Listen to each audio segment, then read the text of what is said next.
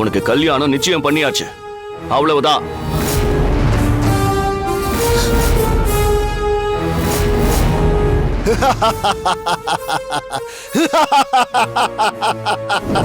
எப்போ உன் பையன் ஜாதகம் மேல தண்ணி பட்டு அழிச்சுதோ அப்பவே உன் பையனுக்கு பொண்ணு உறுதி ஆயிடுச்சு.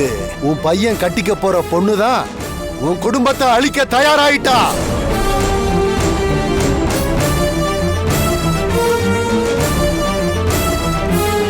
உங்களுக்கு பைத்தியம் பிடிச்சிருக்கா? இல்ல இதுக்காக என்ன ஊர்ல இருந்து இங்க கூட்டிட்டு வந்தீங்களா? நீங்க என்ன சொன்னாலும் சரி, நான் கல்யாணம் பண்ணிக்க மாட்டேன் மாட்டேன் மாட்டேன். ஏங்க என்னங்க திடீர்னு இப்படி ஒரு குண்டை தூக்கி போடுறீங்க? நிச்சயம் பண்ணியாச்சு, கல்யாணம் பண்ணிக்கோன்னு என்னென்னமா சொல்றீங்க? இதெல்லாம் எப்போங்க நடந்துச்சு? இன்னைக்கு காலையில தான் நடந்துச்சு. அதுவும் அண்ணன் தலைமையில. பெரியப்பா, நீங்க என்னங்க சொல்றீங்க? பொண்ணு யாருங்க? நம்ம வீட்டுல வேலை செய்யற துர்காதான்.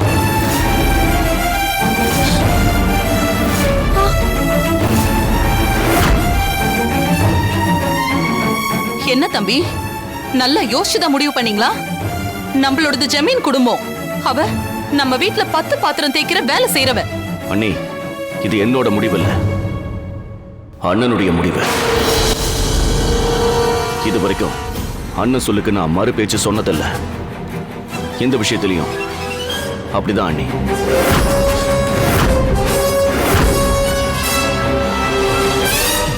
அசோக், அசோக், ஏன்டா இப்படி பண்ற?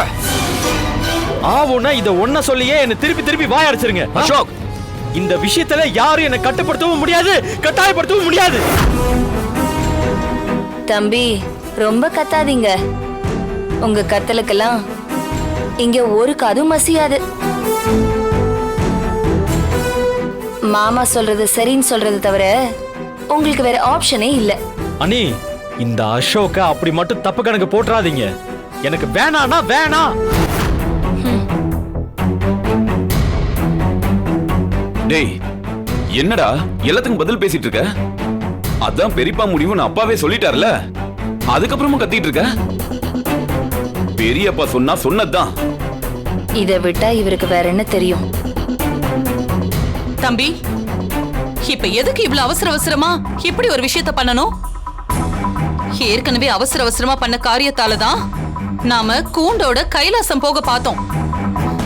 இப்படி மறுபடியும் ஏதாவது பண்ண போய் ஏதாவது ஒண்ணு ஆயிடுச்சுன்னா வேண்டாம், கொஞ்சம் ஆற போடுவோம். பெரியவர்கிட்ட நான் பேசுறேன். அண்ணி, நீங்க பேசி ஒரு பிரயோஜனமும் இல்ல. ஏன்னா அண்ணன் எதுக்காக பண்றாரு, ஏன் பண்றாருன்னு எனக்கு மட்டும்தான் தெரியும். அதெல்லாம் சொன்னா உங்க யாருக்கும் புரியாது.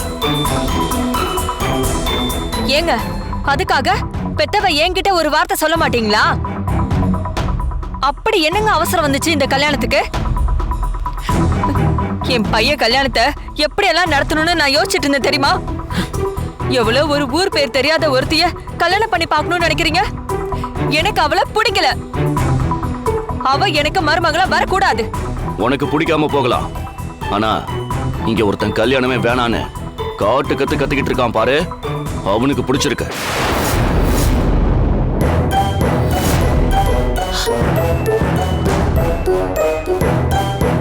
நான் எப்ப சொன்ன அவ்வளவு பிடிச்சிருக்குன்னு? சும்மா ஏதாவது சொல்லிட்டு இருக்காதீங்க.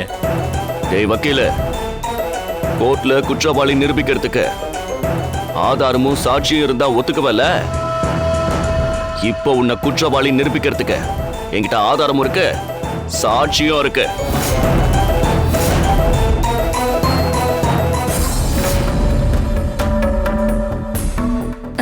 என்ன தம்பி, விஷயம் வேற மாதிரி போயிட்டு இருக்கு.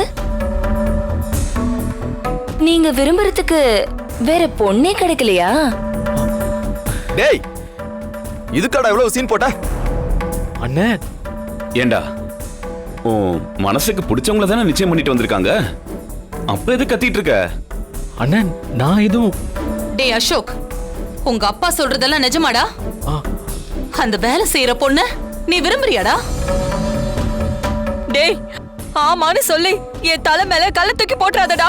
சொல்றா அசோக். ஐயோ எல்லாரும் கொஞ்சம் அமைதியா இருக்கீங்களா?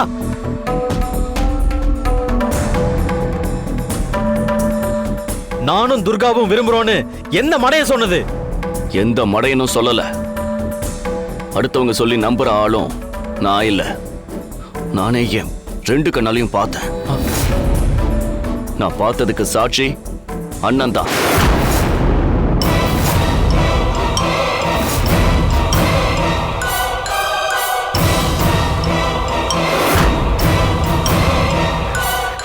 இல்ல அப்படி என்னதான் நீங்க பாத்தீங்க? அந்த கன்றாவிய சொல்லக்கூடாதுன்னு நினைச்சேன். நீயே கேட்கும்போது சொல்லிதானே ஆகணும்.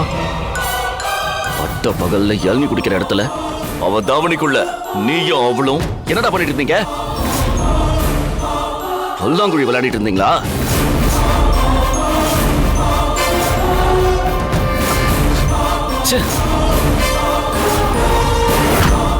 எதை பத்தியும் கவலைப்படாம 2 பேரும் கொஞ்சி கொலாவிட்டு இருந்தத நானும் அண்ணனும் பார்த்ததுக்கு அப்புறம் தான் இப்படி ஒரு முடிவு பண்ணோம்.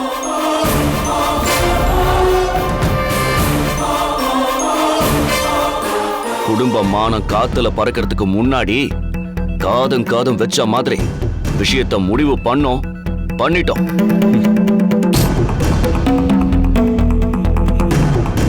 நம்ம ஜமீன் பரம்பரை மானம் உன்னால போயிடக்கூடாதுல்ல. அதே நேரம் உனக்கு பிடிச்ச பொண்ணை கட்டி வச்சா நீயாவது சந்தோஷமா இருப்பேன் தான்.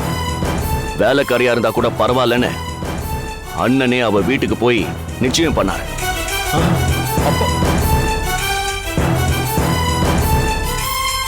இதுக்கு மேலையும் இந்த கல்யாணம் வேணான்னு சொன்ன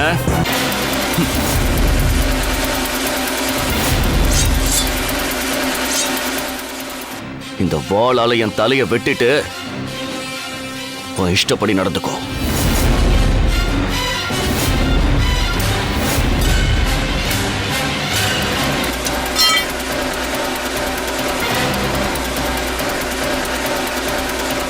நான் உயிரோட இருக்கிற வரைக்கும் என் அண்ணன் பேச்ச ஒரு நாளும் மீற மாட்டேன். பா என்னப்பா? உன்னால மீறிடக்கூடாது பாரு. அதுக்காக தான் இதை நான் சொல்றேன்.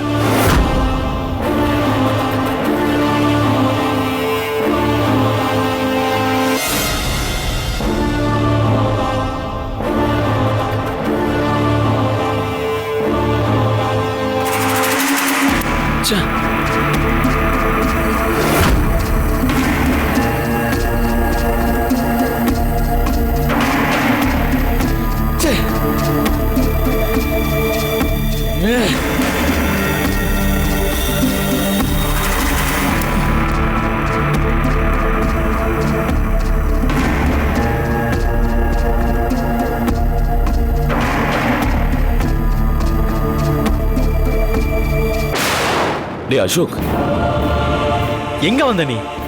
டென்ஷன்ல சூசைட் பண்ணி பண்ணணும்னு பார்க்க வந்தியா நீ? சும்மா. டேய் ஏன்டா இப்படி பேசுற? ஏய் வேற எப்படி பேச சொல்ற? எல்லாருமா சேர்ந்து என்ன கல்யாணம்ன்ற பாடுங்கிறதுல தள்ளி விட பாக்குறீங்க. அப்புறம் இப்படிதானே பேச முடியும்?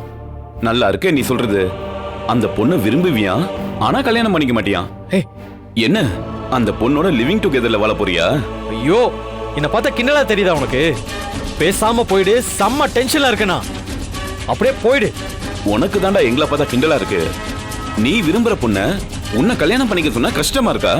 ஐயோ நீயும் ஏன புரிஞ்சுக்காம பேசிட்டு இருக்க? நான் தான் அந்த பொண்ணை விரும்பவே இல்லையே. போடா. சும்மா சும்மா நீ விரும்பின பொண்ணுன்னு சொல்லி சொல்லி என்ன வெறுப்பேத்தாத சொல்லிட்டேன்.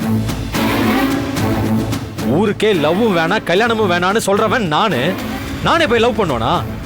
என்ன கொஞ்சம் கூட புரிஞ்சுக்காம அந்த பொண்ணை விரும்பாம தான் பட்ட பகல்ல வெட்ட வெளியில அவ கூட சுத்திட்டு இருந்தியா? டேய் மத்தவங்க சொல்லியிருந்தா கூட நம்பாம விட்டுருப்பண்டா. நீயும் அந்த பொண்ணு கொஞ்சம் கொலாவனத அப்பாவும் பெரியப்பாவும் பார்த்திருக்காங்க.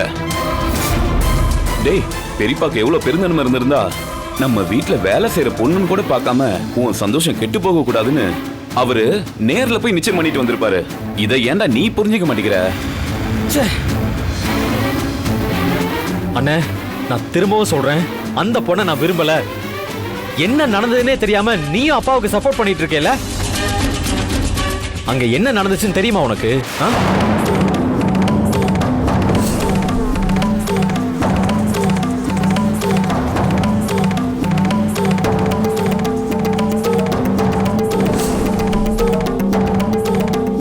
அவ்வளவுதான், இதான் நடந்துச்சு. ஓ, தேனி கொட்டிடக்கூடாதுன்னு தான் அவ தாவணி வச்சு மறைச்சல அந்த பொண்ணு. ஆமாண்ணே. அண்ணே, துர்கா நல்ல பொண்ணுண்ணே.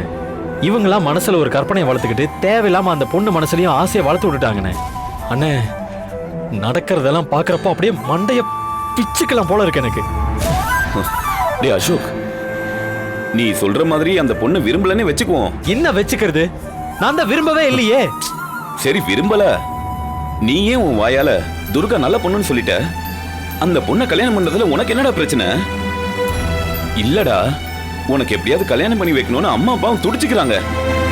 யாரோ ஒருத்தரை கல்யாணம் பண்றதுக்கு தெரிஞ்ச பொண்ணு, அதுவும் நல்ல பொண்ணுன்னு சர்டிபிகேட் வாங்கின பொண்ணு, அவளை கல்யாணம் பண்ணிக்க வேண்டியதானே?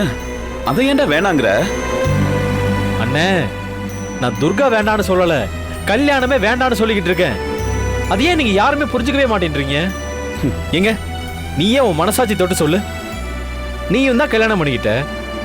அன்னி கூட ஒரு நாளாவது நீ சந்தோஷமா வாழ்ந்திருப்பியா? சரி, நீ தான் அப்படின்னா அர்ஜுனனும் சத்யா அண்ணியும் அவங்க சந்தோஷமா வாழ்ந்திருக்காங்களா? இல்லைல.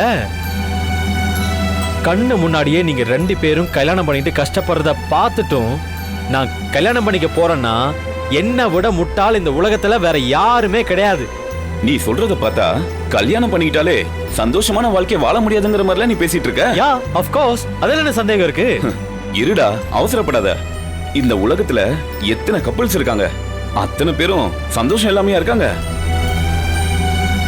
வாழ்க்கைனா என்ன, குடும்பம்னா என்னன்னு புரிஞ்சுக்கிட்டு இருக்கிற வாழ்க்கை தான் எப்பவுமே சந்தோஷமா இருக்கும்டா. அத முதல்ல புரிஞ்சுக்கோ. இங்க பாரு, புரிஞ்சிக்காத வாழ்க்கை தான் நீ சொல்ற மாதிரி கஷ்டப்பட்டுட்டு இருக்கோம். இதுல இன்னொரு கசப்பான உண்மை என்ன தெரியுமா? நீ சொல்ற மாதிரி கல்யாணம் பண்ணிக்கிட்டு கஷ்டப்படுற அத்தனை பேரும் டைவர்ஸ் வாங்குறது இல்ல. அப்புறம் வெயில்ல நடந்தாதான் நிழலோட அருமை தெரியும்டா. மழையில மாட்டிக்கும் போதுதான் கொடையோட அருமை புரியும். அந்த மாதிரி தான்டா தனியா நீ பின்னாடி கஷ்டப்படும் போது யாருமே இல்லைன்னு உனக்கு தோணும். அந்த கஷ்டம் உனக்கு வேணாம்னு நினைக்கிறேன்டா. டேய், கல்யாணம் பண்ணிக்கூடா. ஐயோ அண்ணே, நீ என்ன சொன்னாலும் சரி, எனக்கு கல்யாணமும் வேண்டாம், எந்த கமிட்மெண்ட்ஸும் வேண்டவே வேண்டாம். சரிடா, இதுக்கு மேல உன்கிட்ட பேசி பிரயோஜனமே இல்ல. பிடிக்காதவளை கட்டிட்டாலும் சரி, பிடிக்காம கல்யாணம் பண்ணிட்டாலும் சரி, உன் வாழ்க்கை நரகம் தான். நீ கல்யாணம் வேண்டாங்கிற முடிவுல இருக்க, ஓகே. ஆனா பெரியப்பா துர்காவை நிச்சயம் பண்ணிட்டு வந்திருக்காரு. அதுக்கு என்ன பண்ண போற? தெரியலண்ணே, அது தெரியாம தானே நான் மண்டைய பிச்சுக்கிட்டு இருக்கேன். டேய், எனக்கு தெரிஞ்சு துர்கா குணமான பொண்ணு, சொல்றத புரிஞ்சுப்பான்னு எனக்கு நம்பிக்கை இருக்கு. அதனால இந்த கல்யாணத்துல இஷ்டம் இல்லைன்னு நேரா பார்த்து சொல்லிடு. மத்தத அவ பார்த்துப்பாடா. நீ சொல்றது கரெக்ட் தான், ஆனா நேர்ல பார்த்து பேசி புரிய வைக்கிறதுக்கு டைம் இருக்குமான்னு தெரியலையே. அண்ணே, துர்கா ஃபோன் நம்பர் இருந்தா கூட ஃபோன் பண்ணி பேசிடலாம். ஆனா என்கிட்ட அதுவும் இல்ல. இப்ப என்ன பண்ணலாம்?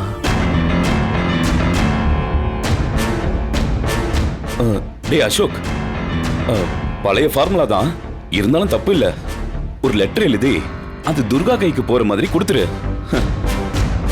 அதுதான் இப்ப இருக்கிற ஒரே வழி. டேய், இங்க பாரு, அதுவும் கரெக்ட் ஆகலனா கடவுள் தான் உன்னை காப்பாத்தணும்.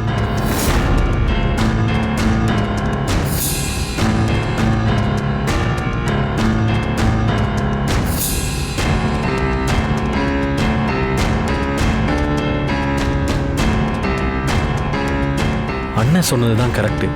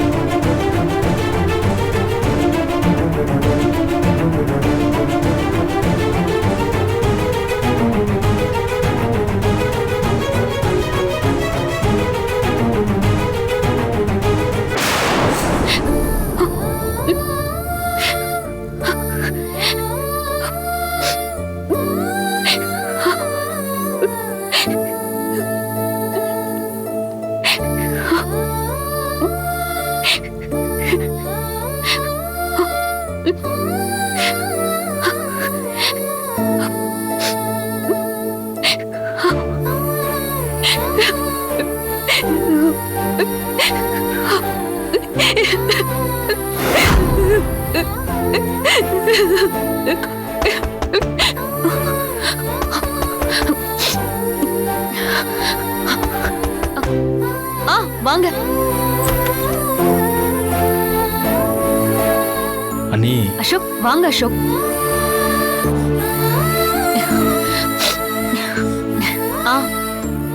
சாரி அண்ணி, எதுவும் டிஸ்டர்ப் பண்ணிட்டானா? அதெல்லாம் ஒண்ணும் இல்ல அசோக்.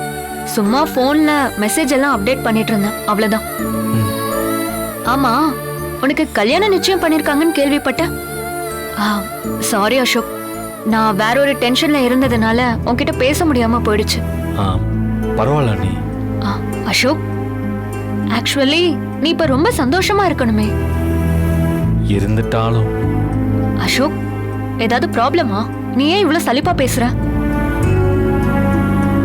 துர்கா மாதிரி ஒரு பொண்ணு கிடைக்கிறதுக்கு நீ கொடுத்து வச்சிருக்கணும். அந்தஸ்துல நமக்கு நேர் ஆப்போசிட்னா குணத்திலயும் நமக்கு நேர் ஆப்போசிட் தான். அவளுக்குன்னு ஒரு நேர்மை, அவ மத்தவங்க மேல வைக்கிற பாசம் 100% ட்ரூ. பணத்தை பார்த்து ஆசைப்படுற பொண்ணு கிடையாது துர்கா. சிம்பிளா சொல்லணும்னா துர்கா ரொம்ப ரொம்ப நல்ல பொண்ணு அசோக். இதுக்கு மேல ஒரு பொண்ணுக்கு என்ன வேணும்? அது எனக்கும் தெரியும் அண்ணி. ஆமா ஆமா, உனக்கு துர்காவை பத்தி தெரியாம இருக்குமா? நான் என்னமோ உனக்கு துர்காவை பத்தி தெரியாத மாதிரி தான் பேசிட்டு இருக்க. என்ன அண்ணி, கிண்டல் பண்றீங்களா? இல்ல அசோக், சீரியஸா தான் நானும் சொல்றேன். ஏன்னா 2 பேரும் ஒருத்தருக்கு ஒருத்தர் நல்லா புரிஞ்சுக்கிட்டு ஒன்னா பைக்ல சுத்துற அளவுக்கு நல்லா பழகியாச்சு. இன்னும் அவளை பத்தி தெரிஞ்சுக்காம இருப்ப, அதனாலதான் அப்படி சொன்னேன். சுத்தம், இவங்களும் நம்மளை தப்பா தான் புரிஞ்சிருக்காங்க. இவங்களுக்கு வேற தனியா விளக்கணுமா? டே அசோக், யாராவது வந்துட போறாங்க. இப்போதைக்கு எதுவுமே சொல்லாம லெட்டர் மட்டும் கொடுக்க வச்சிரு, போதும். மத்தத அப்புறம் பேசிக்கலாம். அசோக், என்ன ரொம்ப நேரமா யோசிச்சுட்டு இருக்க? நீங்க 2 பேரும் வண்டியில சுத்தின விஷயம் எனக்கு எப்படி தெரியும்னு யோசிக்கிறியா? ஐயோ, அதெல்லாம் ஒண்ணும் இல்ல அண்ணி. அப்புறம் அண்ணி, யாருக்கும் தெரியாம துர்கா கிட்ட ஒரு லெட்டர் கொடுக்கணும். அதுக்கு தான் உங்களை பார்க்க வந்தேன். அசோக்,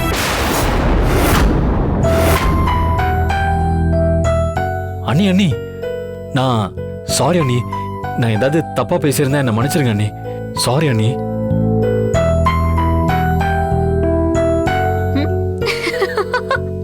ஐயோ அசோக், பலே கில்லாடிதான் நீ. யாருக்கிட்ட என்ன சொன்னா உன் வேலை சரியா நடக்கும்னு கரெக்டா தெரிஞ்சு வச்சிருக்க. என்ன, நான் கோவப்பட்டு பேசினதும் நீ பயந்துட்டியா? ஆமா அண்ணி, சீரியஸா கொஞ்சம் பயந்துட்டேன். ஆமா, என்ன லெட்டர்? என் மனசுல இருக்கிறத அப்படியே இந்த லெட்டர்ல எழுதியிருக்கேன் அண்ணி. ப்ளீஸ் அண்ணி, எனக்காக துர்கா கிட்ட கொடுக்க முடியுமா?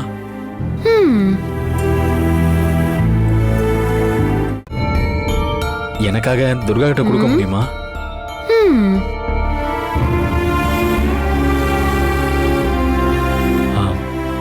ப்ளீஸ்.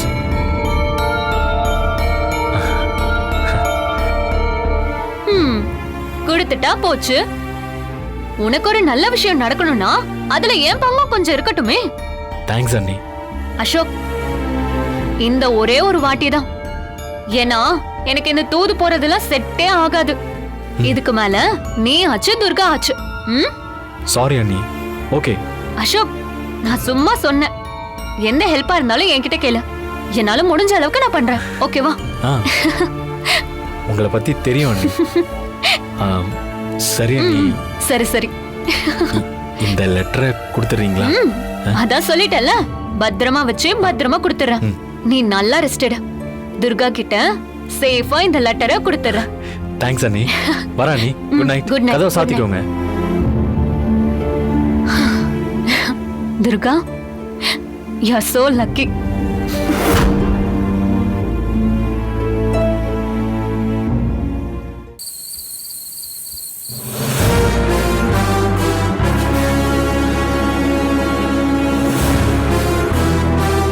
உன் பையன் கட்டிக்க போற பொண்ணுதான் உன் குடும்பத்தை அழிக்க தயாராயிட்டா. நீங்க சொல்றதெல்லாம் உண்மையா? உண்மையா பொய்யாங்கிறத உன் வீட்டுக்கு போய் பாரு, உனக்கே தெரியும். அந்த பொண்ணுதான் உங்களுக்கெல்லாம் முடிவு கட்ட வரப்போறா. உங்க குடும்பம் அழிய போறத யாராலையும் தடுக்க முடியாது. காவேரி, அக்கா, கோவில்ல அந்த பித்து பிடிச்சவன் சொன்ன மாதிரியே நடக்குதுன்னு நினைக்கிறேன். நீ என்ன நினைக்கிற? என்னத்தக்கா நினைக்கிறது? ஏதோ பித்து பிடிச்சவன் சொல்லிட்டான். அப்படியெல்லாம் நடக்காதுன்னு நான் எவ்வளவோ நம்பிக்கையா இருந்தேன். வீட்டுக்கு வந்து பார்த்ததுக்கு அப்புறம் தான் தெரியுது தலைக்கு மேல வெள்ளமே போயிடுச்சேன்னு. அன்னைக்கு அந்த வீணா போன துர்காவை வேலையை விட்டு அனுப்பியிருந்தோம்னா இன்னைக்கு இந்த நிலைமை வந்திருக்குமா? எங்க இருந்து வந்தாலும் தெரியல. குடும்பம் மொத்தத்தையும் அழிக்க போறா. விடக்கூடாது காவேரி. அந்த விளங்காதவ துர்காவை இந்த வீட்டுக்கு மருமகளா வர விடவே கூடாது. தலைக்கு மேல வெள்ளம் போயிட்டு இருக்குன்னு நான் சொல்லிட்டு இருக்கேன். நீங்க என்னடானா நடக்காத விஷயத்தையெல்லாம் பேசிட்டு இருக்கீங்க. வெள்ளம் போகல, வரப்போகுது. நிச்சயம் மட்டும்தானே பண்ணிட்டு வந்திருக்காங்க. இன்னும் முறைப்படி பாக்கு வெத்தல மாத்தி கல்யாணம் நடக்கலையே. அந்த கன்றாவிய வேற என் கண்ணால எப்படி பார்க்க போறேனே தெரியல. அத பத்தி அப்புறம் யோசிப்போம். இப்ப நாம பார்க்க வேண்டியது நம்ம குடும்பத்தை அழிக்க போறவ அந்த துர்காவா இல்லையான்னு தான். அது எப்படிக்கா பாக்குறது? அந்த பித்து பிடிச்சவன் சொன்னதை மறந்துட்டியா? தேங்காய், அப்புறம் தீச்சட்டி, அந்த தண்ணி தொட்டி விஷயம். ஆமாக்கா, அத மறந்துட்டேன் பாருங்க. ஆனா அந்த கிறுக்கு பிடிச்சவன் சொல்லும் போதே பயமா இருந்துச்சு. அத செஞ்சு வேற பாக்கணுமாக்கா? நினைச்சாலே ஈரக்கொலையே நடுங்குதுக்கா. நம்ம ஈரக்கொலைய அறுக்க வந்தவ யாருன்னு நமக்கு தெரிய வேண்டாமா? அதுக்காக நாம அதை செஞ்சு பாத்துறணும்.